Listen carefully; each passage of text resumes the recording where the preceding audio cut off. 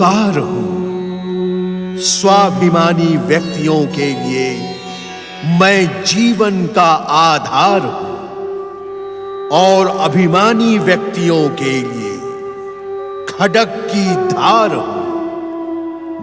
मैं ओंकार हूं। श्री राम का आवाहन सुनकर भी अभिमानी रावण शिव पूजा में सम्मिलित न हुआ। श्री राम की भक्ति से प्रसन्न भोलेनाथ ने प्रकट होकर आशीर्वाद दिया। शिव आशीष पाकर श्री राम और उनकी वानर भालुओं से सजी सेना ने लंका पर प्रचंड प्रहार किया। इस प्रहार से आहत लंकेश्वर रावण ने एक गुप्त मंत्रणा आयोजित की। नहीं पिताश्री, नहीं, मुझे तो इस गुप्त मंत्रणा की कोई आवश्यकता ही नहीं दिखती है। हां, यदि आप मुझे आज्ञा दें तो मैं अकेले ही बंदरों और भालुओं से सजी उस वनवासी राम की सेना को दंडित कर सकता हूं।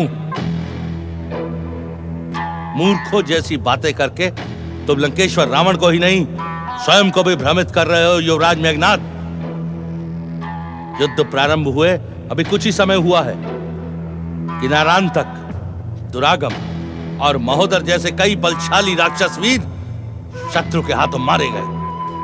तीनों लोकों में विजय का ध्वज फहराने वाली राक्षस सेना की दशा दुर्दशा तक पहुंच गई है। और तुम कहते हो कि मंत्रणा की आवश्यकता नहीं। युद्ध प्रारंभ हो जाने के पश्चात मंत्रणा की नहीं, प्रदर्शन की आवश्यकता होती है ज्येष्ठ काकाश्री। मुझे अपनी शक्ति पर अभिमान है। मैंने देवराज इंद्र को अपनी शक्ति से बंदी बनाया था। जिसकी शक्ति पर उस वनवासी राम को इतना अभिमान है, उस हनुमान को बांधा था मैंने। ब्रह्मा के वरदान की आड़ में तुमने देवराज इंद्र को पराजित तो किया था इंद्रजीत, पर इतना तो बताओ कि महावीर हनुमान को बंदी बनाकर भी तुम्हें क्या मिला? ध्वस्त हो गई कीर्ति लंका की। तुम्हारी आंखों के सामने वो बजरंग बली सोने की लंका को राख का ढेर बनाकर चला गया, और तुम ब्रह्म बाण और नागपाश चलाकर भी उस अंजनी पुत्र हनुमान का कुछ नहीं बिगाड़ पाए। उसके दोषी हम नहीं, काकाश्री विभीषण थे। हाँ? मैं तो उस वानर को मृत्यु दंड देना चाहता था, किंतु पिताश्री ने भरी राजसभा में मेरे प्रस्ताव को ठुकरा कर और काकाश्री विभीषण के प्रस्ताव को स्वीकार कर हनुमान की पूंछ में आग लगाने का आदेश दे दिया। तुम ठीक कहते हो पुत्र। उस दिन विभीषण की बात मानना मेरी भूल थी। यदि आज हनुमान राम के साथ ना होता तो राम की शक्ति अधूरी थी। आप हनुमान के अंत की बात कर रहे हैं? लड़कपन में सूर्य को फल समझकर मुंह में रखने वाले हनुमान को शत्रुता की दृष्टि से देखना भी असंभव है भ्राताश्री।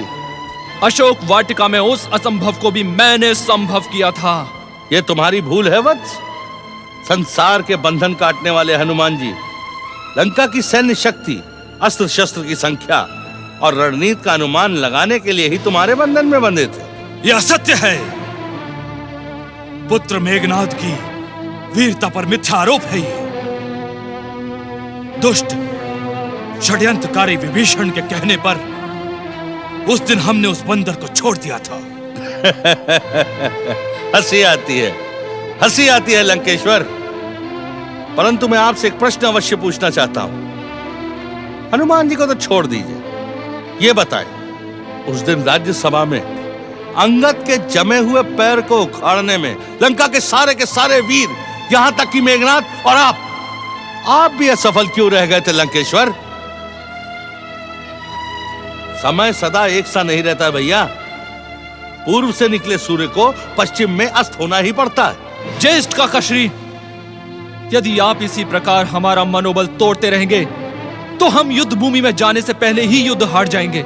यह युद्ध तो हम उसी दिन हार गए थे युवराज मेघनाद, जिस दिन लंकेश्वर जगत जननी सीता को हरकर यहां लाए थे। हम यहां वाद विवाद के लिए नहीं, लंका की राक्षस सेना का मनोबल बढ़ाने के लिए एकत्रित हुए हैं। युद्ध तो प्रारंभ हो गया है महाबली कुंभकर्ण।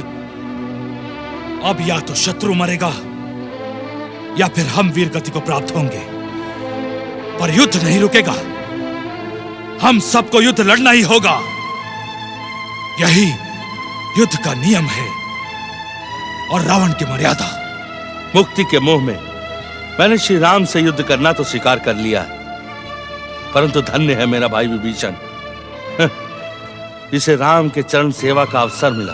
विभीषण का नाम भी न लो मेरे सामने कुंभकर्ण, उसका नाम भी न लो मेरे सामने। केवल राक्षस सेना के मनोबल को बढ़ाने की बात करो। पिताश्री, केवल एक दिन का समय दीजिए मुझे।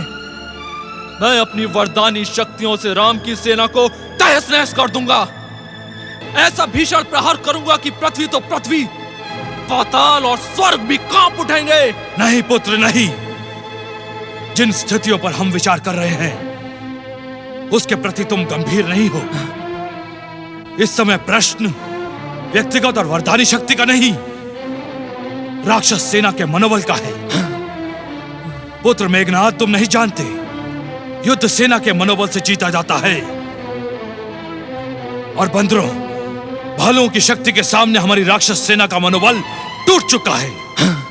इन परिस्थितियों में राक्षस सेना का मनोबल बढ़ाने के लिए यही उचित होगा कि आप सह्याद्री के दैत्यराज भल्ला तक से सैन्य सहायता प्राप्त करें। हाँ, यह तुमने अच्छा सुझाव दिया कुंभकर्ण। दैत्यराज के सैनिक पहाड़ों और जंगलों में रहने के अभ्यस्त हैं। वो राम की जंगली सेना को उचित उत्तर दे सकते हैं। एक क्षण का भी विलंब किए बिना हमें महाराज भल्ला तक को अपने सैनिकों को यहां भेजने का आदेश देना चाहिए। ठहरे लंकेश्वर, ठहरे। इस समय आपको महाराज भल्ला तक की आवश्यकता है। ये लंका की स्थितियां देखते हुए आपके आदेश को ठुकरा भी सकते हैं। वो असभ्य और जंगली दैत्यों का राजा भल्ला तक लंकेश्वर रावण के आदेश को ठुकराएगा?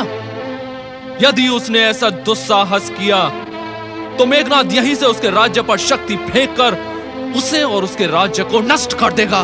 श्री राम के साथ युद्ध करते समय तुम्हें ऐसी शक्तियों की आवश्यकता पड़ेगी मेघनाद। इन्हें संभाल के रखो वत्स, संभाल के। तो फिर हम क्या करें कुंभकर्ण? तुम्हारा तो महाराज भल्ला तक से पुराना परिचय है। तुम सह्याद्री चले जाओ। मेरा सह्याद्री जाना उचित नहीं होगा भैया। सेना की लंका को आवश्यकता है, इसलिए लंकेश्वर का वहां जाना उचित है। हाँ, यदि लंकेश्वर आदेश दें तो मैं उनके साथ अवश्य चला जाऊंगा। कैसी बातें कर रहे हो तुम? इस समय लंका पर युद्ध का भयानक संकट मंडरा रहा है। एक के बाद एक हमारे योद्धा मारे जा रहे हैं और तुम कहते हो कि हम दोनों लंका छोड़कर सह्याद्री चले जाएं। सारी परिस्थितियां समझने के बाद ही मैंने आपको परामर्श दिया है लंकेश्वर। प्यासा सदा कुएं के पास आता है, कुआं कभी प्यासे के पास नहीं आता। तुम्हारी बात तो सत्य है कुंभकर्ण, पर मैं लंका छोड़कर सह्याद्री कैसे? आप जा सकते हैं पिताश्री, अवश्य जा सकते हैं, क्योंकि आपका वीर पुत्र इंद्रजीत यहाँ पर है। मैं आपको वचन देता हूँ, जब तक आप सह्याद्री से लौट कर नहीं आएंगे, हम अपनी वरदानी शक्तियों से राम की सेना को रोके रखेंगे। और हो सकता है जब आप लौट कर आए तो आपको पता चले कि राम और लक्ष्मण युद्ध छोड़कर मेघनाद के दास बन गए हैं। शक्ति पर विश्वास सफलता का कारण बनता है भैया, पर अति विश्वास पराजय का मार्ग भी खोल देता है। फिर भी युवराज मेघनाद को यदि अपनी शक्ति पर इतना विश्वास है तो एक बार परखना आवश्यक है। एक बार नहीं, 10 बार मेघनाद की शक्तियों को परखा जा चुका है ज्येष्ठ काका श्री। आज अवसर है तो एक बार और परख लीजिए। ठीक है मेघनाद, हम युद्ध का नेतृत्व तुम्हें सौंपते हैं। लंका की रक्षा के उत्तरदायी तुम हो।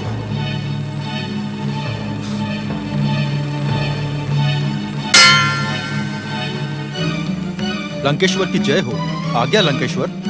मामा श्री वीरवर अकंपन को सूचित करो कि वो हमारे और वीरवर कुंभकर्ण के साथ इसी समय सह्याद्री जाएंगे। जो आज्ञा लंकेश्वर। सह्याद्री नरेश दैत्यराज भल्ला तक की जय। सह्याद्री नरेश दैत्यराज भल्ला तक की जय। सह्याद्री नरेश दैत्यराज भल्ला तक की जय। दैत्यराज भल्ला तक की जय हो। लंका का राजदूत आपकी सेवा में उपस्थित होना चाहता है। उसे आदर सहित भीतर ले आओ। जो आज्ञा महाराज।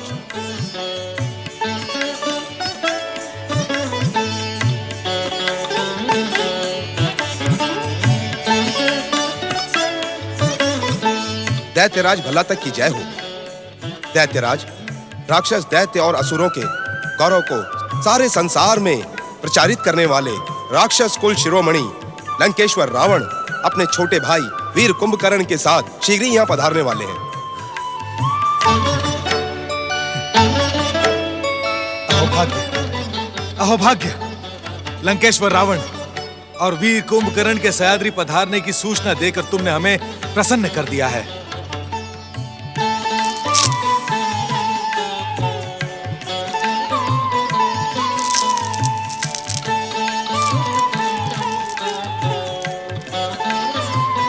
सह्याद्री के राजपुरुषों, विश्रवा पुत्र लंकेश्वर रावण और वीर कुंभकर्ण ने अपने ही बाहुबल से तीनों लोकों पर अधिकार किया है। यह हमारा सौभाग्य ही है कि वे स्वयं हमारी राजधानी को पवित्र करने और हमारी कीर्ति बढ़ाने के लिए यहां पधार रहे हैं। हम लंकेश्वर रावण और वीर कुंभकर्ण के भव्य स्वागत का आदेश देते हैं। सह्याद्री नरेश दैत्यराज भल्लाता की।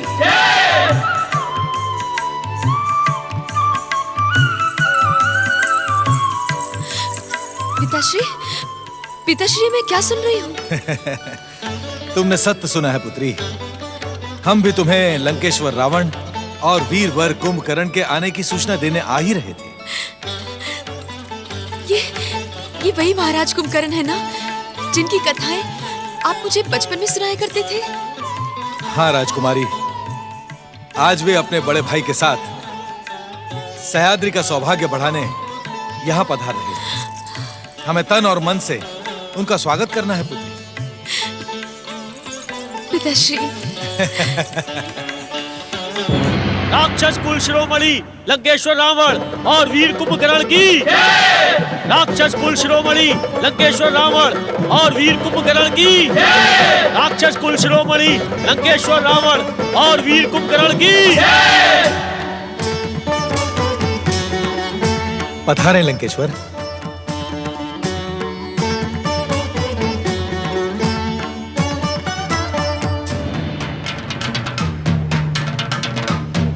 आइए, पधारिए, आइए।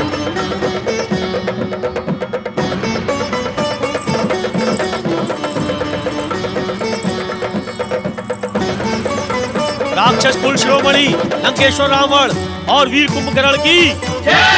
राक्षस कुल शिरोमणि लंकेश्वर रावण और वीर कुंभकर्ण की।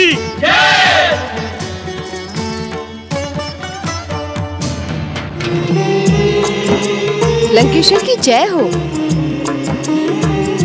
दैत्यराज भल्लातक की पुत्री राजकुमारी करकटी आपका स्वागत करने पधारी है लंकेश्वर।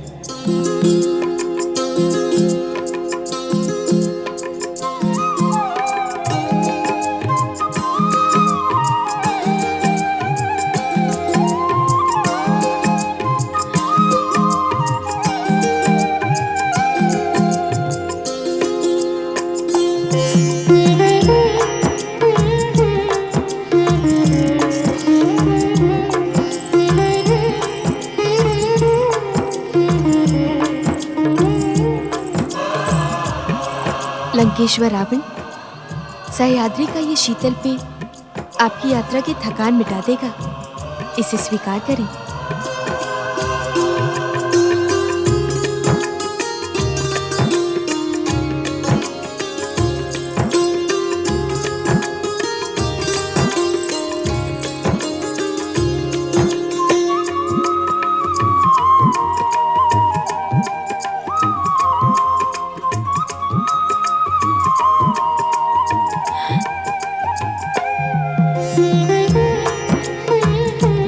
लगता है आपकी प्यास शांत नहीं हुई।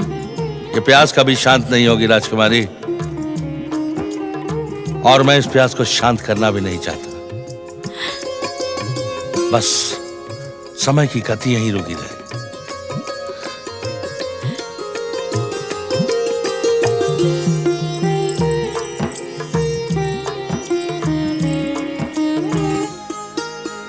राक्षस कुल शिरोमणि लंकेश्वर, इस सिंहासन पर विराजमान हूं।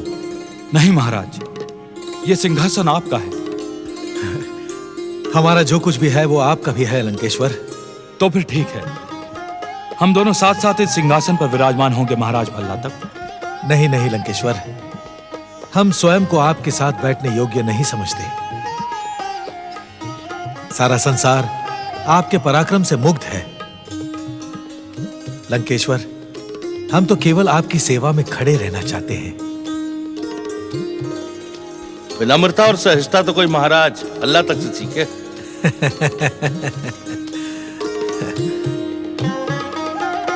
विराजिए।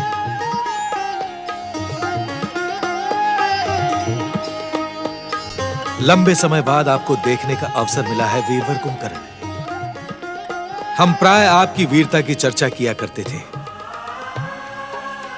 हमारी पुत्री राजकुमारी करकटी तो वर्षों से आपको देखने के साथ लिए बैठी है। हम जब भी आपकी वीरता की चर्चा किया करते तो वो उत्सुक होकर एक के बाद एक प्रश्न करती। तो यूं समझ लीजिए, देवयोग से राजकुमारी करकटी के प्रश्नों का और उनकी जिज्ञासा का समाधान करने ही हम यहाँ आए। सत्य वचन, दैत्य जाति के आराध्य देवादिदेव महादेव की कृपा से ही आप जैसे परम शिव भक्तों के चरण आज हमारी भूमि पर पड़े हैं। इस समय राजकुमारी करकटी की प्रसन्नता का अनुमान लगाना असंभव है।